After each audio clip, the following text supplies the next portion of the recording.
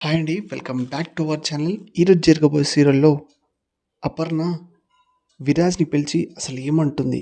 అలానే అప్పు చెప్పిన నిజానికి కావ్యకి, అలానే ఇంటి కుటుంబానికి అసలు ఏమవుతుంది? అసలు ఏమవుతారు వాళ్ళు? వాళ్ళు ఎలా రియాక్ట్ అవుతారు ఆ నిజానికి అనేది తెలుసుకోబోతున్నాం. సో, ఎలాంటి లేట్ లేకుండా డైరెక్ట్ సీరియల్‌లోకి వెళ్ళిపోదాం.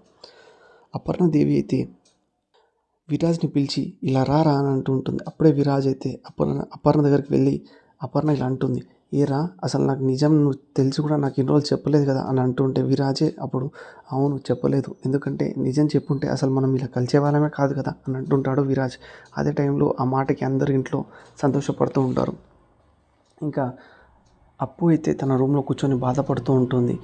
డాక్టర్ చెప్పిన మాటలను గుర్తు చేసుకుంటూ ఉంటుంది. ఎలా అని చెప్పాలి మా అక్కకి ఈ నిజాన్ని అనుకుంటూ ఉంటుంది. అదే టైంలో కళ్యాణ్ అయితే రూమ్లోకి వస్తూ ఉంటాడు.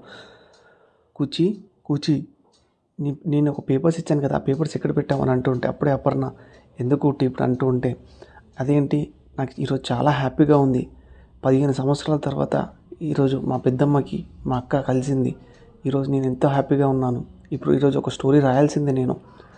ఆ తల్లిని చేరిన బిడ్డ అన్ని స్టోరీ రాయాల్సిందే అనగానే అపర్ణ అయితే అలానే ఇంకో స్టోరీ కూడా రాయకుట్టి ఆ స్టోరీ తల్లిని వీడిన బిడ్డ అని అనగానే కళ్యాణ్ ఒక్కసారిగా షాక్ అయిపోతూ ఉంటాడు. అదేంది ఇలా అంటుంది ఏంది అప్పు అని అనగానే అప్పుడే అపర్ణ నీకు తెలుసు కదా కుట్టి మా అక్కకి బిడ్డ దూరం అవుతుందని.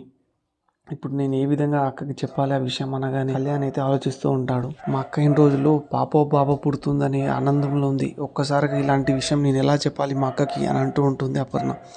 ఇంకా కొద్దిసేపు అన్నీ ఆలోచించుకొని మాట్లాడుకొని డైరెక్ట్ హాల్లోకి వెళ్ళి ఇంకా కావ్యతో ఇలా అంటూ ఉంటుంది. ఇంకా నీకు ఇంకా పిల్లలు పుట్టరు అనగానే కావ్య ఒక్కసారిగా షాక్ అయిపోతూ ఉంటుంది.